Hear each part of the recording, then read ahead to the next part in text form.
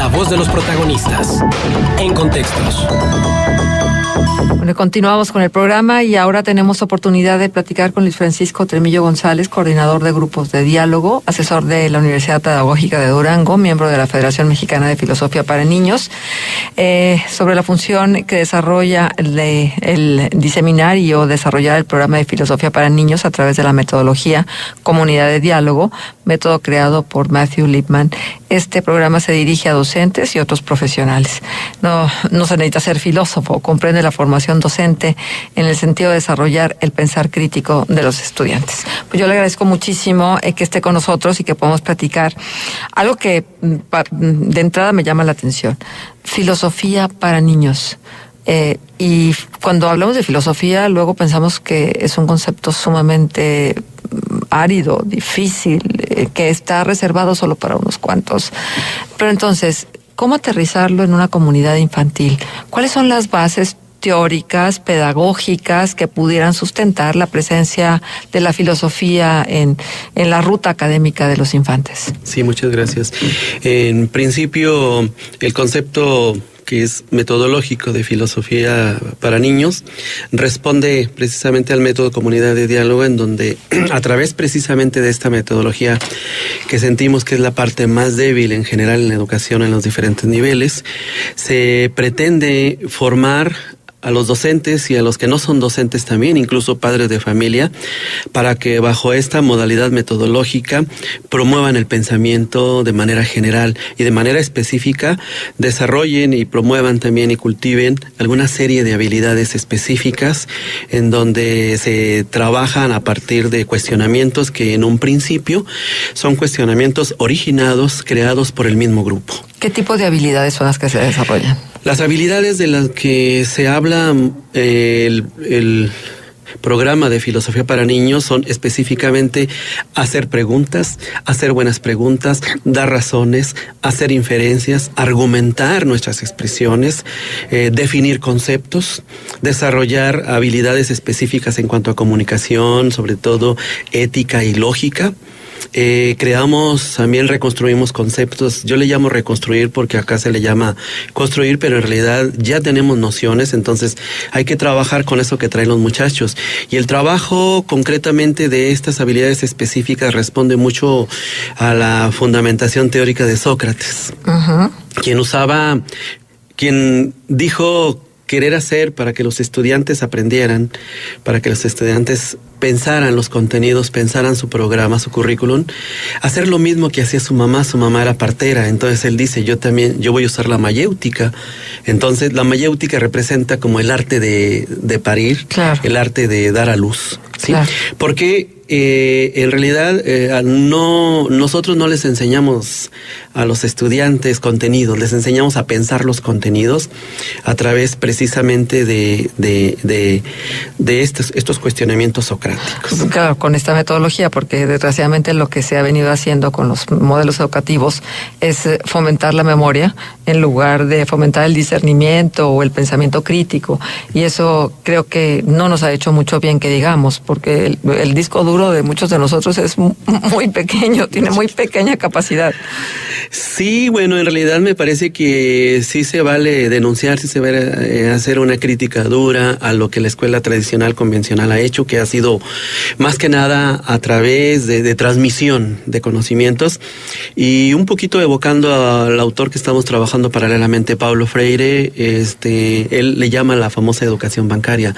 No es posible rebajar a los estudiantes a ese nivel donde nuestra misión sea nada más depositar sobre las cabezas vacías ciertos contenidos, ciertos conocimientos, si podemos llamarles conocimientos, que se me hace que no, y al final de semestre como evaluaciones, el que tenga más conocimientos, es decir, todo encaminado hacia acumular, hacia la cantidad, pero no hacia la calidad. Exacto. Y entonces en ese sentido nos parece que ha sido equívoco la función de la escuela tradicional, la escuela, y no concretamente la escuela pública, pública, aunque ya ahorita yo desde hace tiempo le estoy apostando más a la escuela particular, porque parece que son los que están más ocupados en desarrollar precisamente las cosas más funcionales de la sociedad, en crear mejores ciudadanos, que la misma escuela pública. Como que la escuela pública se conformó con el nombre y se estacionó. ¿No será que la escuela pública está sumamente politizada y las instituciones privadas no lo están tanto? Puede andar por ahí una respuesta. Yo creo que es quizá la mejor respuesta. Nos tienen muy dominados, nos tienen muy controlados. Puedes hacer esto, pero no te salgas de esto. Entonces, en ese sentido, nos limitan demasiado. Y pues, por supuesto, detrás de esto está la élite de poder. Claro. ¿Y no será también que enseñar a pensar es peligroso? ¿Peligroso para quién? Para gobierno. Para un status quo determinado. Porque después de todo, ¿cómo manipula el voto?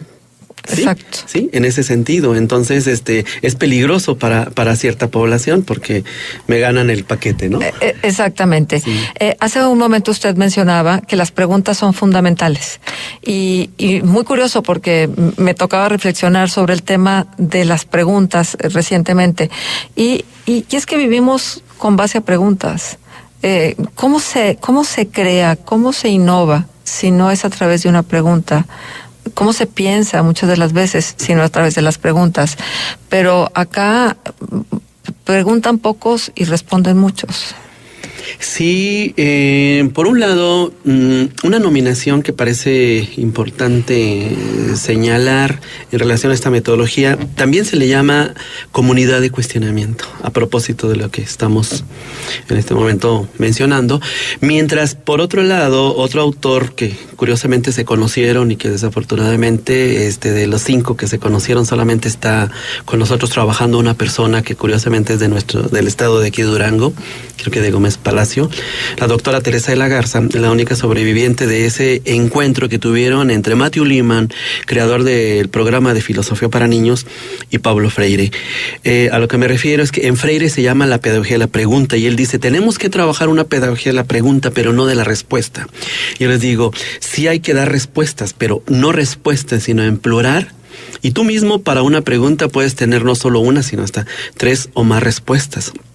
Y en este sentido, lo que hay que discutirse, lo que hay que analizarse es justamente las respuestas de las voces de los distintos estudiantes. Es decir, aquí el valor del docente, el valor del coordinador de esta discusión es lo menos que hable posible. Esta mañana decíamos, si tratamos una sesión de 60 minutos y si somos justos, porque también se le llama comunidad de justicia, si somos dialógicos en realidad, nos tocaría, somos como 40 personas estuvimos en este curso, nos tocaría de minuto y fracción, y eso implica que no nos podemos robar más de 2 minutos, ni podemos andar vendiendo nuestro tiempo a otros. Tenemos que usar nuestro tiempo porque es la voz que se necesita precisamente en esta metodología y que es casi en el mismo nivel de tiempo que el del maestro, y en otras palabras, en la medida que el mismo grupo vaya necesitando menos al docente, quiere decir que entonces está funcionando la metodología y el maestro está haciendo adecuadamente su función. En otras palabras, solamente repetir un dato, por ahí venía en un libro antiguo que se llama, en un libro de la educación, ahorita recuerdo el nombre, dice, el verdadero maestro es el que aparenta hacer todo, pero en realidad lo hace todo el grupo. Hace una chamba fuerte, pero en realidad es incluso hasta terapéutica esta chamba, porque también te estás formando tú. Sí, el libro es El Emilio, es muy antiguo, El Emilio o la educación.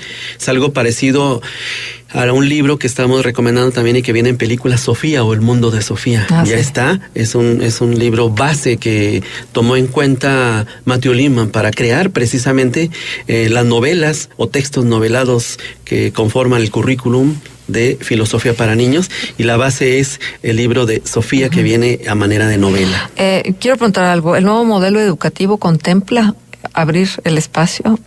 Por supuesto, hemos señalado con Pequi, directora del colegio San Roberto, que le vamos a dejar lo que comprende prácticamente el modelo que es 2016 que nos deja Nuño, un personaje ya conocido, nuestro ex secretario, pero que nosotros hicimos un análisis de ese programa y sí vienen consideraciones muy específicas que trabajamos en filosofía para niños, ¿sí? El desarrollo de habilidades, por ejemplo, habilidades de pensamiento, un mejor razonamiento, entre otras cosas en los escolares.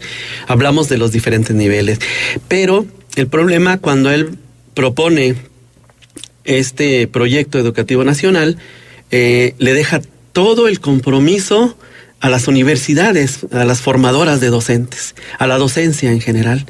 Y la cuestión es que en las mismas universidades no se trabaja concretamente esta perspectiva de filosofía.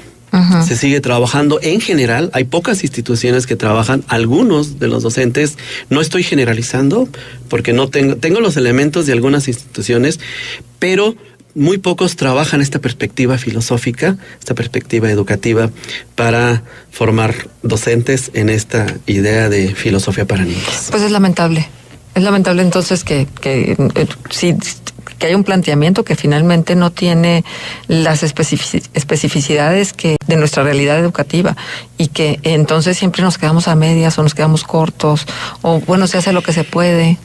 Es el problema de la incoherencia de la humanidad, ¿no? Nos planteamos una cosa en el discurso, pero lo que venimos realizando es la opuesta, la contraria, ¿sí?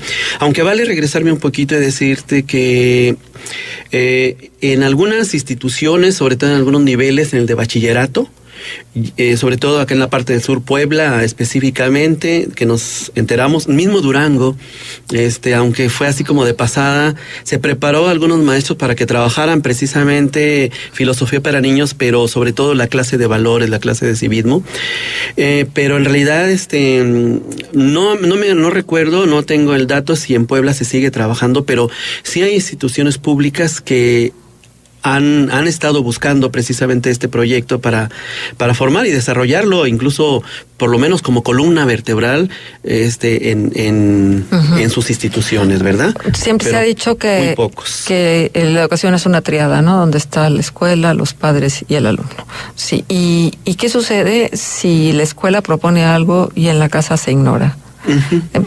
¿Cómo hacer para que los padres se involucren? Por ejemplo, lo que propone el Colegio San Roberto. ¿Cómo van a hacer para que los padres de los alumnos también abran sus puertas al pensamiento filosófico? Sí, bueno, en principio esa tríada que tú mencionas, a mí me parece que ha sido más como justificación o pretexto, como eslogan, y como un poquito echarle el compromiso también a los padres de familia. Sin embargo, por otro lado, en otra expresión que he venido haciendo es que en esta misma expresión del programa, que no es, como decimos, nada más para maestros, no es para filósofos, es para todo mundo, todo tipo de profesionistas, y lo dije al final, aunque lo dije al final, no quiere decir que tiene menos importancia para los padres de familia.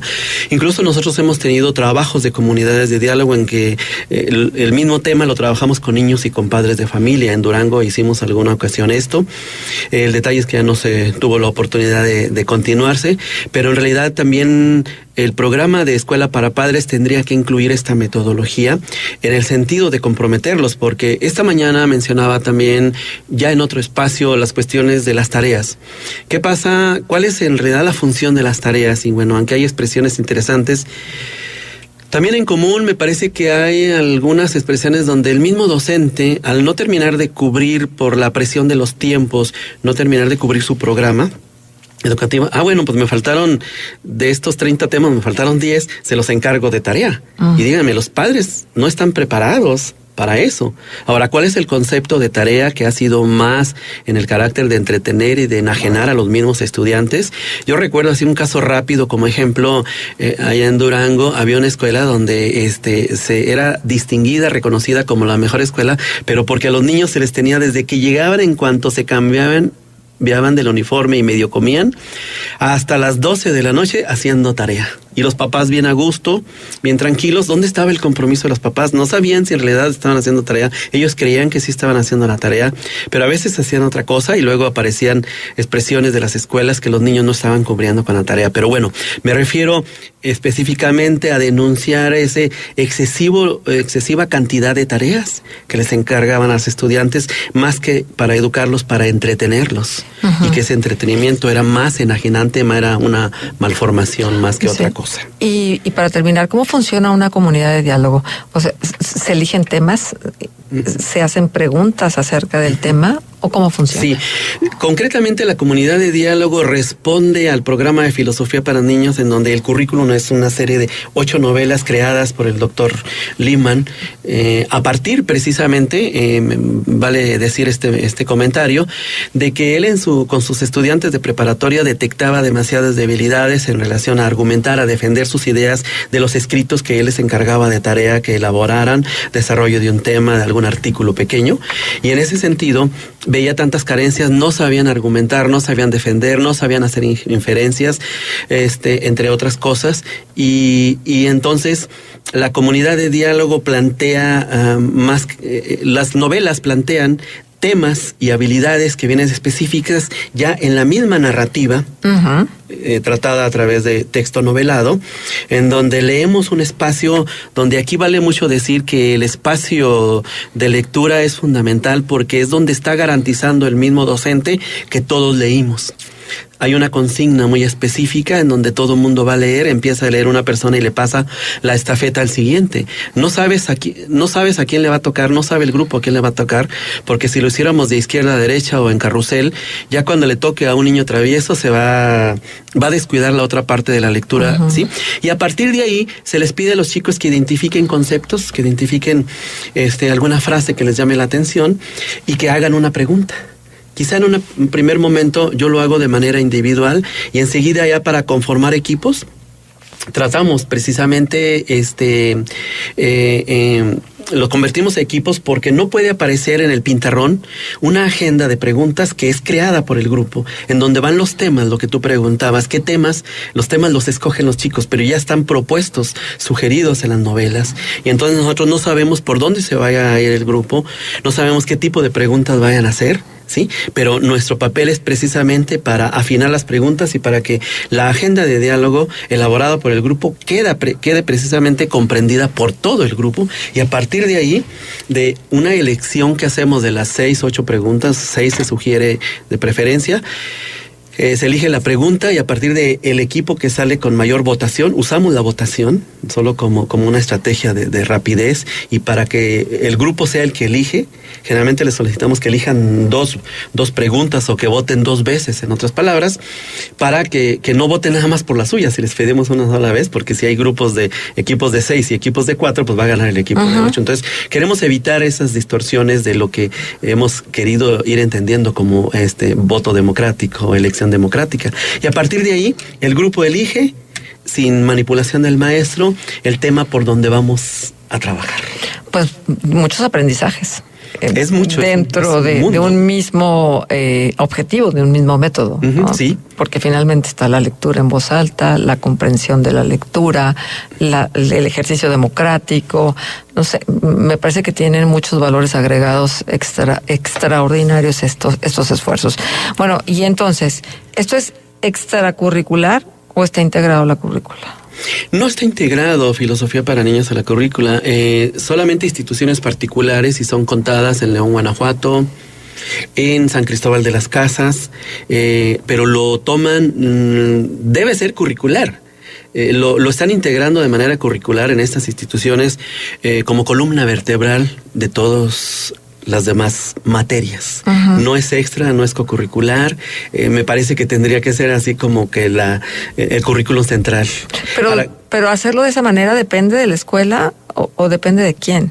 Depende, sí, de la iniciativa de los directivos, pero que pocas veces la tienen nuestras autoridades educativas. Justo eso. Porque no les interesa, creo que los chicos piensen. Bien, pues me parece extraordinario esta conversación y esta oportunidad de poder platicar con quien está haciendo estos esfuerzos extraordinarios que se llama pues la metodología Comunidad de Diálogo. Luis Francisco Tremillo González, muchísimas gracias por estar con nosotros y felicidades. A ustedes, a sus órdenes. Gracias.